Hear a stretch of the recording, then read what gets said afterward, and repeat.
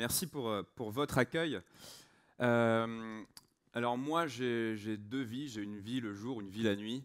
Ma vie du jour, c'est, comme certains d'entre vous ici, entrepreneur. Donc, je suis le fondateur de Sator. Pour ceux qui ne connaissent pas Sator, allez voir sator.fr. Si vous ne connaissez pas, c'est très mal, donc remédiez à ça. Et puis, la nuit, je nourris une passion, voire une obsession, qui est, depuis plusieurs années, répondre à une question. Et cette question, c'est si les gouvernements du monde entier se donnaient carte blanche en matière de transition écologique, est-ce qu'on serait foutu quand même?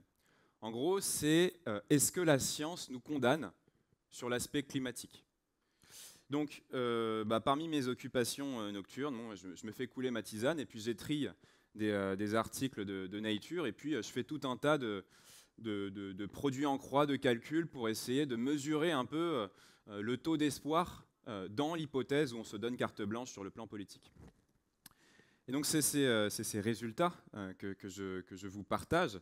Bon, des calculs qui évidemment passionnent tout le monde. Typiquement, quel est l'impact climatique du purin de cachalot? On dit purin pour les baleines. Ça, typiquement, c'est des trucs que j'ai modélisés en synthétisant des dizaines de travaux scientifiques. Et donc le résultat, c'est si la population de cachalot revenait à celle qu'elle était il y a un siècle et demi, à peu près 1 million d'individus, eh bien, chaque année, ça séquestrerait l'équivalent des émissions de 160 000 Français. On parle de séquestration pure, c'est du carbone qui disparaît de l'atmosphère. 160 000 Français. Il faut savoir aussi que dans les océans, vous avez qu'une petite partie du carbone qui est créé par la biomasse qui termine finalement dans les sédiments marins, à peu près 2%. Donc voilà, le score net, c'est les émissions de 160 000 Français. Pareil, je me suis amusé à calculer, si on réintroduisait le bison sur ne serait-ce que 10% de sa surface d'origine, et 60 millions de bisons il y a 3 siècles dans les grandes plaines des Amériques, on a frôlé l'extinction pure et nette, mais si on le réintroduisait sur ne serait-ce que 10% de sa surface d'origine, eh bien les sols des grandes plaines américaines pourraient stocker l'équivalent d'1,5% de nos émissions annuelles. Pourquoi? Parce que le bison a une manière assez singulière de brouter, comme certains herbivores, mais en fait le bison il se déplace constamment.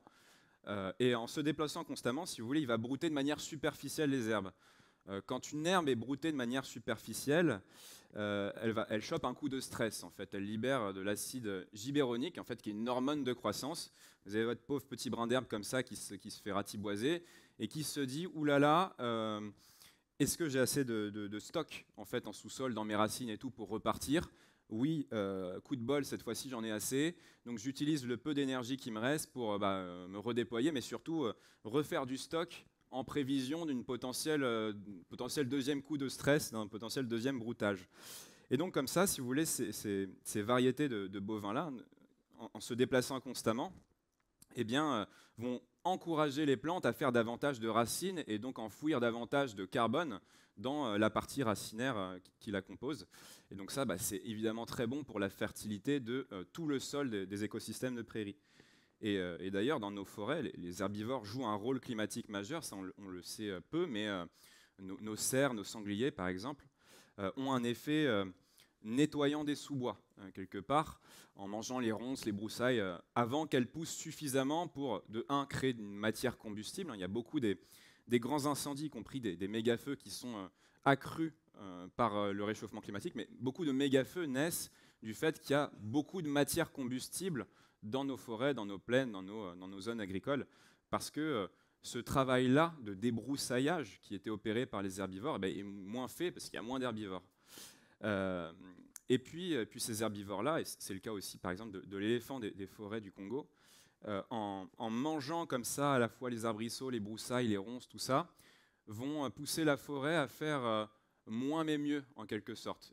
Ils vont pousser les arbres qui ont suffisamment grandi à grandir davantage et aux plus petits arbres de disparaître. Mais retenez l'idée que ces herbivores font qu'on a des arbres plus grands en forêt, qui stocke du coup plus de carbone parce que la capacité de stockage d'un arbre de carbone est proportionnelle à son système de feuillage. Plus vous avez un arbre qui est grand avec des branches très, très grandes, plus ça veut dire que les racines sont aussi grandes, parce que sinon il ne tiendrait pas.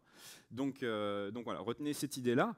Et puis, le problème, c'est que si vos herbivores, en l'occurrence, ils ne sont pas stressés, donc s'ils restent trop longtemps sur place, ils vont trop brouter ces herbes, trop brouter ces arbrisseaux, et ils vont les tuer.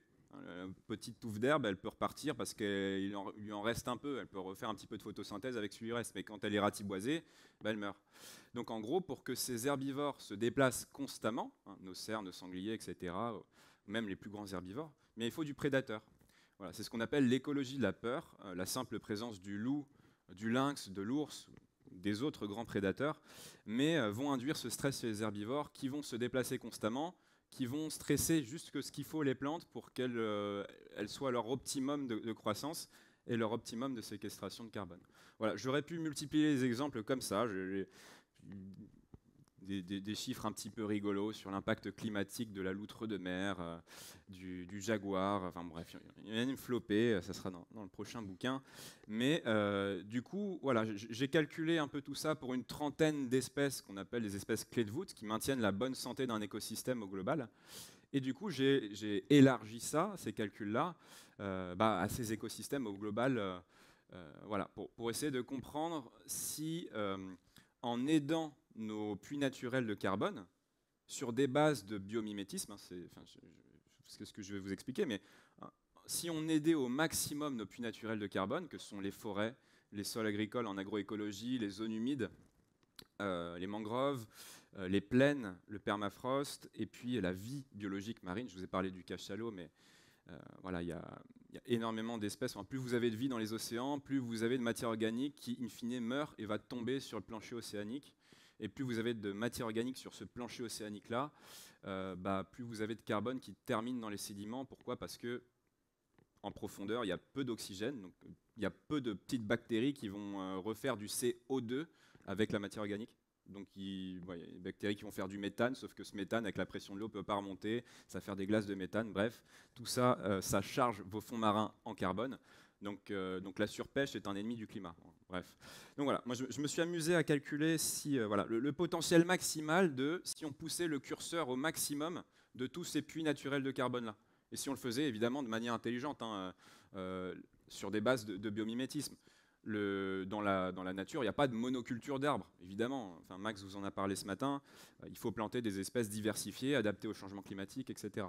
Bref, mais si on fait ça sur la surface maximale qu'on peut recoloniser avec des arbres de manière diversifiée, si on bascule entièrement à l'agroécologie et qu'on transforme nos sols en puits de carbone parce qu'on fait de l'agroforesterie, des couverts végétaux, on arrête le labour, etc. Si on remet en eau certaines zones humides qui sont des fantastiques puits de carbone, pour la même raison que les fonds marins, c'est qu'il y a peu d'oxygène dans une eau qui stagne. Donc vos plantes qui poussent dans un marécage, quand elles meurent, paf, elles tombent, mais elle est que partiellement dégradée par les bactéries. Et donc, c'est de la matière organique qui s'accumule, qui fait de la tourbe. La tourbe, quelques millions d'années après, ça fait du charbon. Bref, donc ça stocke énormément de carbone. Bref, donc si vous faites ça, si vous arrêtez la pêche industrielle, si vous cultivez des algues à grande échelle, bref, si vous faites tout ça, si on pousse au maximum les curseurs du géomimétisme, le géomimétisme, c'est le biomimétisme au service du climat, de la Terre, géo. Si on pousse au maximum les curseurs du géomimétisme, eh bien, en 50 ans, on peut arriver à capter l'équivalent de 40 à 70% des émissions de l'humanité chaque année, à année actuelle.